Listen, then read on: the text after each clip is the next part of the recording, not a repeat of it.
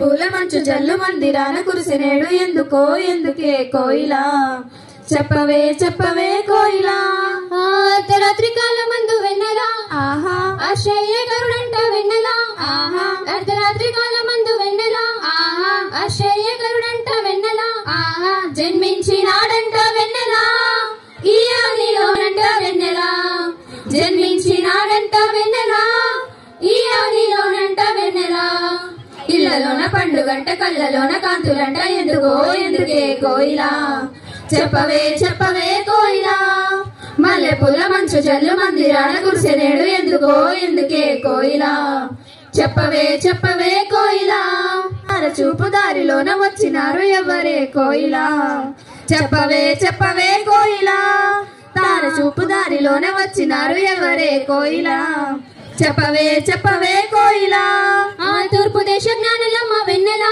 ఆహా దర్శింప వచ్చినారు వెన్నెలా ఆహా తూర్పు దేశ జ్ఞానులమ్మ వెన్నెలా ఆహా దర్శింప వచ్చినారు వెన్నెలా ఆహా బంగారు సామ్రాణి బోనం తెచ్చినారు ఇచ్చినారు వెన్నెలా బంగారు సామ్రాణి బోనం తెచ్చినారు ఇచ్చినారు వెన్నెలా ఇళ్లలోన పండుగంట కళ్ళలోన కాంతులంట ఎందుకో ఎందుకే కోయిలా చెప్పవే చెప్పవే కోయిలా మల్లెపూల మంచు జల్లు మందిరాన కురిసినేడు ఎందుకో ఎందుకే కోయిలా చెప్పవే చెప్పవే కోయిలా జన్మించినాడంట వెన్నెలా ఈ అవనిలోనంట వెన్నెలా జన్మించినాడంట వెన్నెలా ఈ అవనిలోనంట వెన్నెలా జన్మించినాడంట వెన్నెలా ఈ అవనిలోనంట వెన్నెలా. అబ్దురాలా నీకు శుభము, ప్రభువు నీకు తోడైయున్నాడు. ఆ శుభవచనం ఏమిటి? మరియా భయపడకుము, నీవు దేవుని వలన కృప పొందితివి. నీవు గర్భము ధరించి కుమారుని కని ఆయనకు యేసు అని పేరు పెట్టుదువు. ఆయన గొప్పవాడై సర్వోన్నతిని కుమారుడనబడును. నేను పురుషుని ఎరగని దానినే ఇదిలాగు నాకు సంభవించును.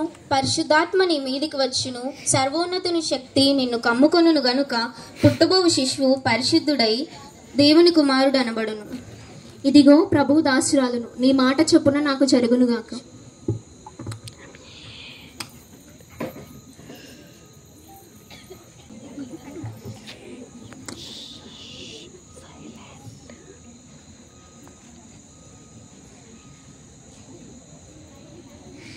ఏంటి, మరియ గర్భవతి అయినదా? అది ఎలాగూ జరుగును? తను పురుషుని ఎరగనిది కదా. నేను ఎరగైనా తనని విడనాడాలి, విడనాడుతాను.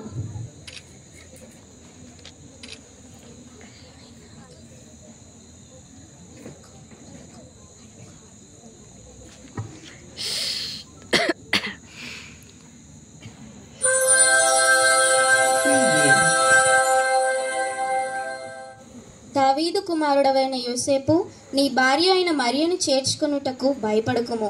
ఆమె గర్భము ధరించినది పరిశుద్ధాత్మ వలన కలిగినది.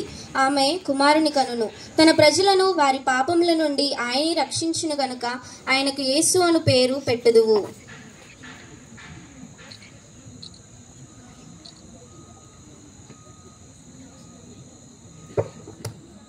ఏంటి, మరియా పరిశుద్ధాత్మ వలన గర్భం ధరించినదా? అయ్యయ్యో, తనని నేను అపార్థం చేసుకుంటేనే. నేను ఎలాగైనా తనని చేర్చుకుంటాను.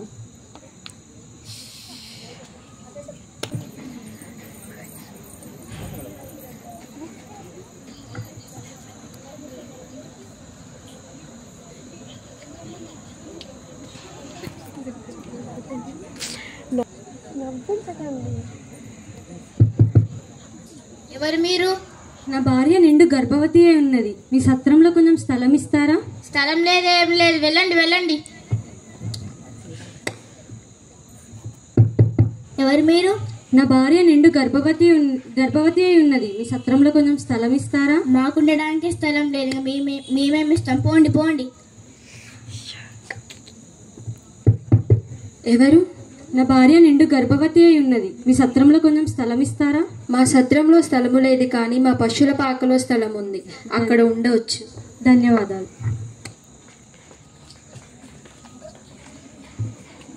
High high high high high high. అరే బాగా చలి పెడుతుంది, చలిమంట వేసుకుందామారా? అరే నా 100 గొర్రెలు నాకు ఉన్నాయో లేదో ఒకసారి చూసుకుంటాను రా. చూసుకోరా. అరే ఏంట్రా మూక గొర్రెలు అంటుంది? అమ్మయ్య, నా 100 గొర్రెలు నాకున్నాయి, మీ కూడా ఉన్నాయో లేదో చూసుకోండి ఒకసారి. మా అవి కూడా ఉన్నాయి లేరా?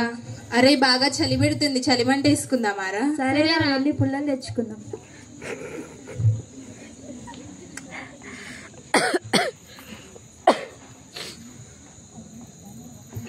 అరే మనకే ఇంత చలి పెడితే మన గొర్రెలకి ఎంత చలి పెట్టాలిరా? అరే గొర్రెలకు చలేంట్రా?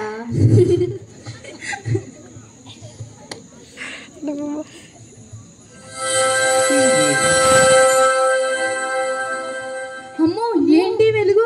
అరే దయ్యం రా. నిజంగానే దయ్యమేమోరా. భయపడకుడి, ప్రజలందరికీ కలుగుగో మహా సంతోషకరమైన సువార్తమానము నేను మీకు తెలియజేయుచున్నాడు. దావీదు పట్టణమందు నేడు రక్షకుడు మీ కొరకు పుట్టి ఉన్నాడు. ఈయనే ప్రభువైన క్రీస్తు. దానికి ఇదే మీ కానవాలు. ఒక శిశువు పొత్తి గుడ్డలతో చుట్టబడి ఒక తొట్టిలో పండుకొని ఉండుట మీరు చూచెదరు. వెళ్ళి సంతోషించుడి. అరే మన కొరకు రక్షకుడు పుట్టాడంటారా? వెళ్ళి చూద్దాం, పదండ్రా.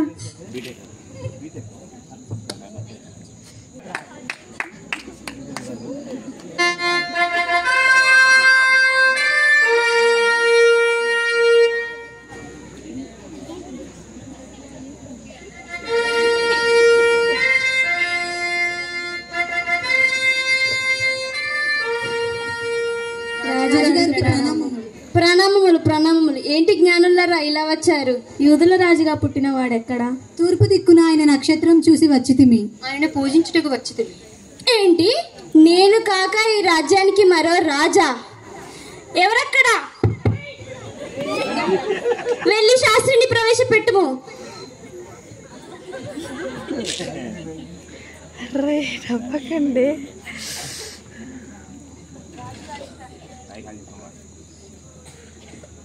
రాజుగారికి ప్రణామములు. యూదులకు రాజు పుట్టాడంట కదా, వారెక్కడున్నారు? యూదయ బెత్లెహేములోనే ఏలయనగా యూదయ దేశపు బెత్లెహేమ, నీవు యూదా ప్రధానులలో ఎంత మాత్రమును అల్పమైన దానవు కావు. ఇజ్రాయేలును నా ప్రజలను పరిపాలించు అధిపతి నీలో నుండి వచ్చును అని ప్రవక్త ద్వారా రాయబడి ఉన్నది. అవును ప్రభు, నిజమే, యూదులకు రాజు పుడతాడని రాయబడి ఉన్నది. సరే, మీరు వెళ్ళండి. జ్ఞానులారా, మీరు వెళ్ళి పూజించి వచ్చి నాకు వర్తమానం తెలపండి. నేను కూడా వచ్చి పూజించేదను. చిత్తం ప్రభు. ఏంటి, రాజా? నేను కాకుండా ఈ రాజ్యానికి మరో రాజా? నేను కాకుండా ఈ రాజ్యానికి మరో రాజు ఎలా వస్తాడో చూస్తా. రానివ్వు చూస్తా. ఎలా పరిపాలిస్తాడో కూడా చూస్తాను.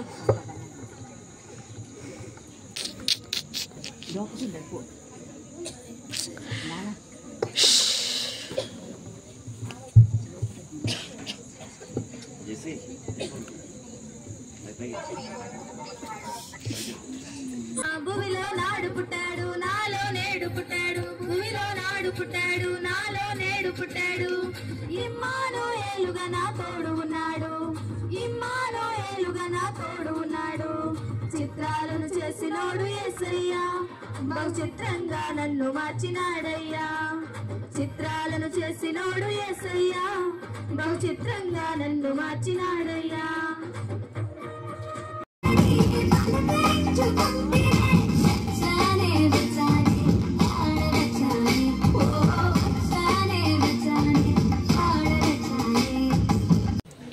मेरे मन में सुना अब तो पुकारे सुना प्रभु सुना पुकारे प्रभु सुना पुकारे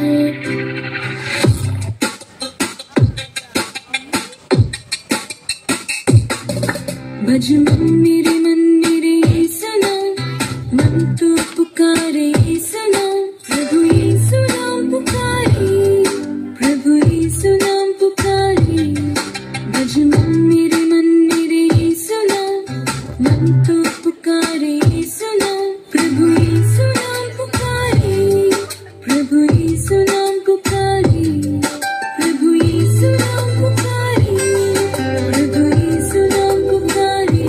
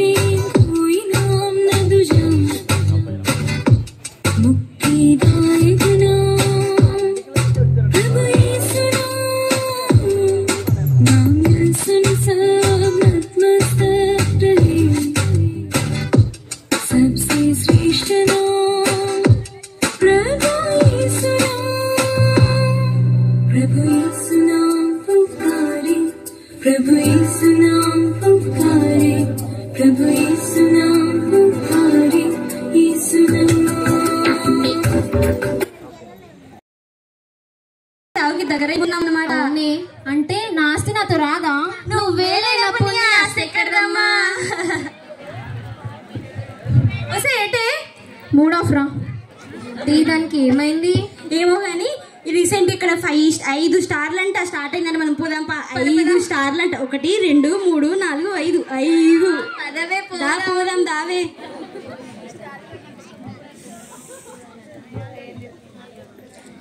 అంటే నా ఆస్తి నాతో రాదా? నేను నిమిషానికి చావుకి దగ్గరైపోతున్నానా? నా ఆస్తి నాతో రాదా? ఇప్పుడు ఏం చేయాలి? కొద్దిసేపు పడుకుందాం.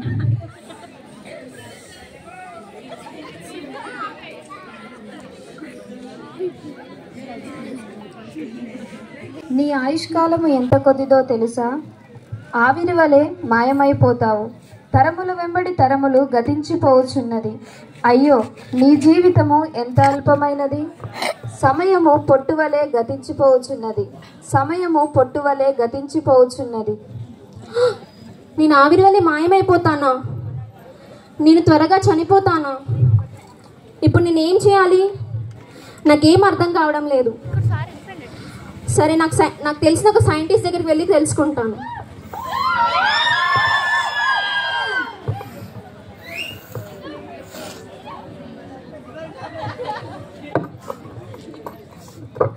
సైంటిస్ట్ గారు, నాకు ఒక డౌట్ ఉందండి. వచ్చిన కూర్చో. అసలు దేవుడు అనేవాడు ఉన్నాడా? అసలు ఈ సృష్టి ఎలా వచ్చింది? ఈ డౌట్ నీకు ఎందుకు వచ్చింది నాకు అర్థం కావట్లేదు, కానీ ఇది మాత్రం నిజం. ఈ సృష్టిని చూడు, సూర్యుడు, నక్షత్రాలు, భూమి వాటి స్థానంలో ఉంటూ వాటిపైన చేసుకుంటున్నాయి. అలాగే సముద్రపు లోతు, చెట్లు పెరిగే విధానం చూస్తుంటే ఈ సృష్టి అంతటి వెనకాల ఒక సృష్టికర్త ఉన్నాడని అర్థమవుతుంది. అయితే దేవుడు అనేవాడు ఉంటే మనం ఎందుకు చనిపోతున్నాము? మనకి ఇష్టమైన వారు ఎందుకు చనిపోతున్నారు? ఈ చావడాలు బతకడాలు నాకెలా తెలుస్తాయేమో, వెళ్ళి డాక్టర్ని అడుగు. సరే సైంటిస్ట్ గారు.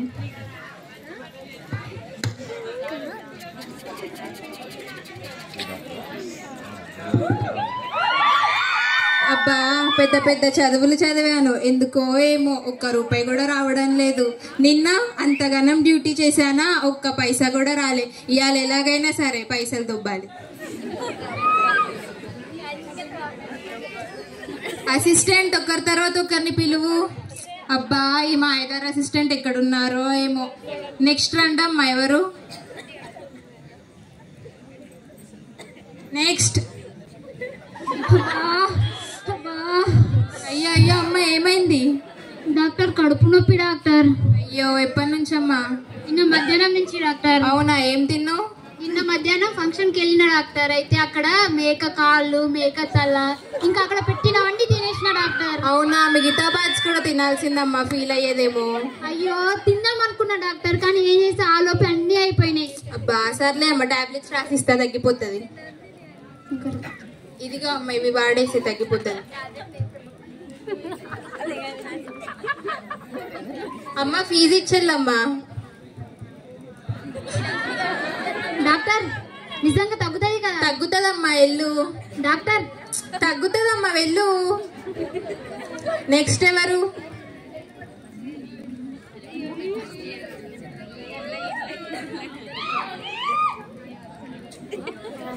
అక్కడికి వచ్చేయాలా ఇక్కడికి వచ్చేయాలా కన్ఫ్యూజన్ గా ఉందేంటి? ఏంటమ్మా ఏమైంది? డాక్టర్ ఇక్కడ 2 చైర్స్ ఉన్నాయి, ఎక్కడ కూర్చోవాలి? అక్కడ 2 ఉన్నాయా? సర్లే అమ్మ, నీకు అనిపించింది దాంట్లో కూర్చో. సరే డాక్టర్. చెప్పమ్మా, నీ ప్రాబ్లం ఏంటి? డాక్టర్ నాకు కొన్ని రోజులుగా ఏ వస్తువుని చూసినా 2గా కనిపిస్తున్నాయి డాక్టర్. అవునా, అది నీకెలా అర్థమైందమ్మా? మొన్న టీ స్టాల్కి వెళ్ళాను డాక్టర్. టీ ఆర్డర్ చేశాను, తను ఒకటే తెచ్చాడు, కానీ అది 2గా కనిపించి 2 తెచ్చావేంటని అడిగాను. తను లాగి పెట్టి నన్ను కొట్టాడు డాక్టర్. దీన్నే మా భాషలో పిచ్చి అంటారు. సర్లే అమ్మ, నీకు టాబ్లెట్స్ రాసిస్తా, తగ్గిపోతుంది. సరే డాక్టర్. ఇవి వాడేసి అమ్మ, తగ్గిపోతుంది. Okay doctor. అమ్మ ఫీజు ఇచ్చేళ్ళమ్మా. ఏంటమ్మా 100నే ఇచ్చావు? అవి 2 కదా డాక్టర్. ఓ ఈమెకు పిచ్చి కదా. ఏంటో ఇవాళ అందరు ఇలా తగులుతున్నారు. నెక్స్ట్ ఎవరు? డాక్టర్ గారు, డాక్టర్ గారు, చెప్పమ్మా చెప్పమ్మా, ఏమైంది? మీ ప్రాబ్లం ఏంటి? 5 లక్షల అప్పు ఉంది, తీరుస్తారా? అది మీ వైద్యాలు నయం చేయడానికి అమ్మా, మీ అప్పులు తీర్చడానికి కాదు. అదేంటో డాక్టర్ గారు, నాకు ఉన్నట్టుండి బాగా సంతోషంగా అనిపిస్తుంది, చాలా నీరసంగా అనిపిస్తుంది. నాకు ఏమైందో అర్థం కావట్లేదు డాక్టర్ గారు. దీన్ని పిచ్చి అంటారులే. ఏంటి డాక్టర్ గారు? ఏం లేదమ్మా, మందులు రాసిస్తా, వాడండి. ఏంటి డాక్టర్ గారు తెగ రాసిస్తున్నారు? మీకే ఇస్తామ్మా, తీసుకోండి అమ్మా, తగ్గిపోతుంది. ఏంటి డాక్టర్ గారు, టాబ్లెట్స్ రాయకుండా నాకు డైలీ సీరియల్స్ నేమ్స్ రాశారు? ఆ సీరియల్స్ చూడడం మానేస్తే నీ పిచ్చి తగ్గిపోతుందమ్మా. ఓకే డాక్టర్ గారు. ఫీజు ఇచ్చెళ్ళమ్మా. నెక్స్ట్ ఎవరు?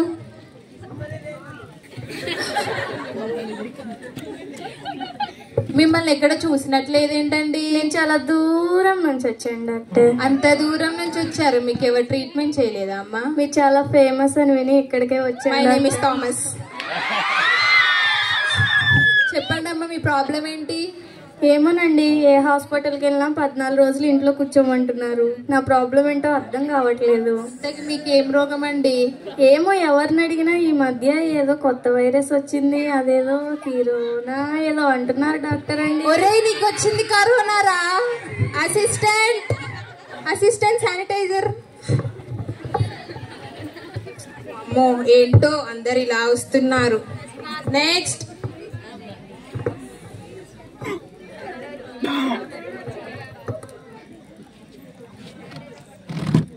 హాయ్ అక్క. హాయ్ అక్క. హాయ్ రా, ఏంటి ఇలా వచ్చావు? ఏం లేదు అక్క, నాకు ఒక డౌట్ ఉండి వచ్చాను. అవునా, ఏంట్రా? ఈ సృష్టిని చూస్తుంటే ఒక సృష్టికర్త ఉన్నాడని అర్థమవుతుంది, అలాగే దేవుడు ఉన్నాడని కూడా అర్థమవుతుంది. అలాగైతే దేవుడు మంచివాడా చెడ్డవాడా? ఒకవేళ మంచివాడా అయితే మనం ఎందుకు చనిపోతున్నాము? మనకి ఇష్టమైన వారు ఎందుకు చనిపోతున్నారు? అసలు దేవుడు అనేవాడే మంచివాడు. సరే, నువ్వు అడుగుతున్నావు కాబట్టి చెప్తున్నా. రోజు నా దగ్గరకు వచ్చే పేషెంట్స్ లో లక్షాధికారి అయినా ఏదో ఒక రోజు చనిపోవాల్సిందే. రోజు 100 రూపాయలతో కూలి చేసుకునేవాడైనా ఏదో ఒక రోజు చనిపోవాల్సిందే. కానీ ఒకటి మాత్రం నిజం, పాపానికి జీతం మరణం.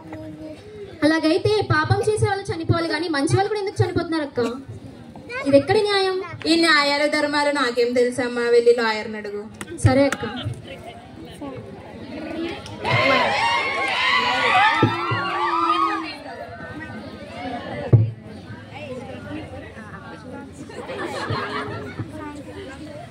లాయర్ గారు, చెప్పండి అమ్మా, ఏ పేపర్ పై సైన్ చేయాలి? నాకు అవన్నీ వద్దండి, నాకు ఒక డౌట్ ఉంది, చెప్తారా? కూర్చోండి. చెప్పండి అమ్మా, మీ డౌట్ ఏంటి? ఈ సృష్టిని చూస్తుంటే దేవుడు నన్ను అర్థమవుతుంది. అయితే మనుషులు పాపం చేయడం వలన చనిపోతున్నారని కూడా అర్థమవుతుంది.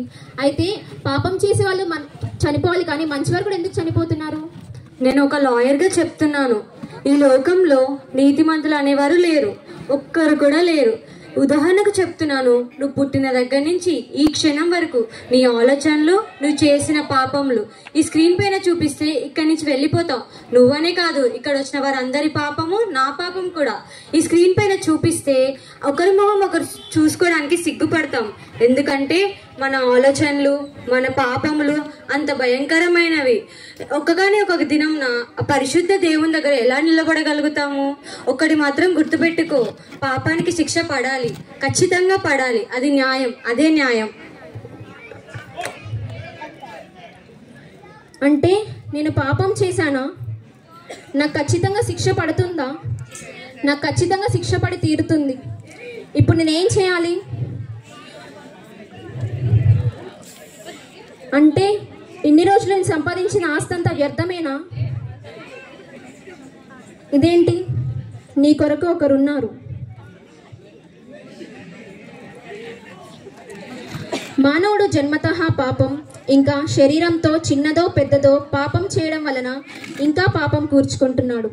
పాపం వలన వచ్చే జీతం మరణం. శరీర మరణం అందరికీ సాధారణం.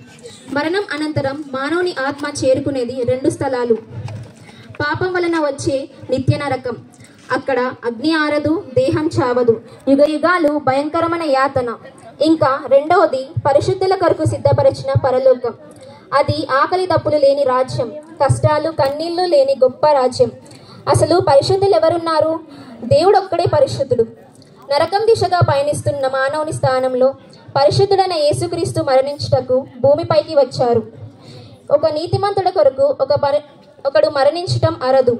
యేసుక్రీస్తు భక్తిహీనుల కొరకు, పాపుల కొరకు, శత్రువుల కొరకు, యావత్ మానవాళి కొరకు మరణించాడు. అన్యాయపు తీర్పులు, వీపుపై 1 తక్కువ, 40 కొరడా దెబ్బలు, తలపై ముళ్ళ కిరీటం, ముఖాన 600 రోమా సైనికుల ఉమ్ములు, భుజాన బరువైన గరుకైన సిలువ, చేతులలో కాళ్ళల్లో పొడవైన మేకులు, మండుటెండలో ఇంకా ఎన్నో భయంకరమైన శ్రమలు మానవుల కొరకు అనుభవించారు. పాపివని గ్రహించి క్షమాపణకై వేడుకుంటే ఆయన క్షమించి నరక శిక్షను తొలగించి పరలోక భాగ్యం ఇస్తారు. అంటే యేసయ్య నా కోసం మరణించాడా? ఆయన నా శిక్షను భరించాడా? నేను యేసయ్య దగ్గర ప్రార్థిస్తాను, ఆయన నా శిక్ష నుంచి నన్ను విడిపిస్తారు.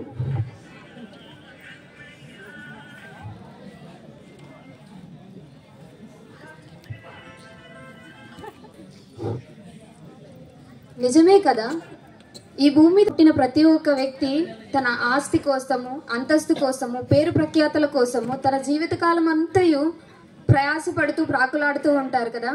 కానీ నిజంగా నీ మరణ దినం వచ్చినప్పుడు అవన్నీ నీకు తోడుగా వస్తాయా?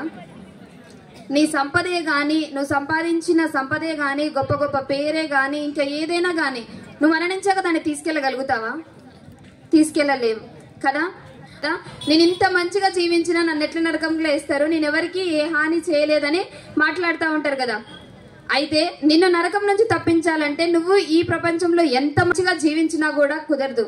నజరేయుడైన యేసును నమ్ముకుంటేనే మాత్రమే నీకు పరలోక రాజ్యము దొరుకుతుంది. నువ్వు ఎంత నీతి కార్యాలు దేవుడు లేకుండా చేసినా అవన్నీ వ్యర్థము.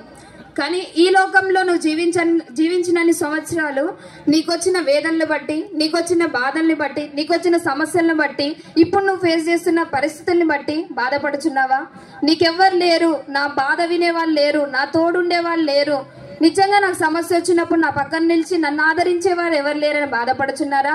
అయితే ఇది మీకోసమే. మన కొరకు ఒకరు ఉన్నారు, ఆయనే నజరేయుడైన యేసు. నీకు ఇప్పటి నుంచి ఏ ఇబ్బంది వచ్చినా, ఏ ఇరుకు వచ్చినా, ఏ సమస్య వచ్చినా, నువ్వెంత పెద్ద పరిస్థితి గుండా వెళ్ళినా కూడా ఒకటి గుర్తు పెట్టుకోండి, నజరేయుడైన యేసు నాకు తోడుగా ఉన్నాడు, నా ప్రతి సమస్య నుంచి ఆయన విడిపిస్తాడు. కానీ ఇప్పటి వరకు నీకు వచ్చిన సమస్యలకు భయపడ్డావేమో, కానీ ఇప్పుడు దేవుడు నీతో మాట్లాడుతున్నాడు. ఇప్పుడు నీకు సమస్య ఎప్పుడు కనపడ్డా దేవుడు గుర్తు రావాలి. దేవుడు నాకు తోడుగా ఉంటానన్నాడు కదా అన్నట్టు గుర్తు రావాలి. Thank you, sisters, for your worthwhile performance.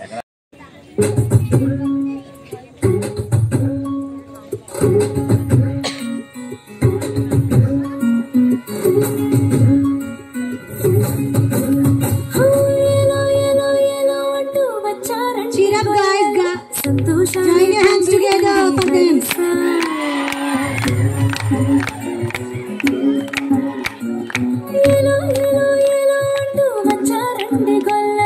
సంతోషాలే పొంగేనండి హైలసా దారి చూపే దేవుడొచ్చే ఉల్లాసంగా ఊరు ఆడే సంగీతాలే పాడాలండి హైలసా అంధకారాన్ని తొలగించే మహనీయుడు పుట్టినాడండి యేసయ్య మన దేవుడు నిన్నే కోరి నిన్నే చేరి ఇట్టా రక్షించవచ్చాడు పరమాత్ముడు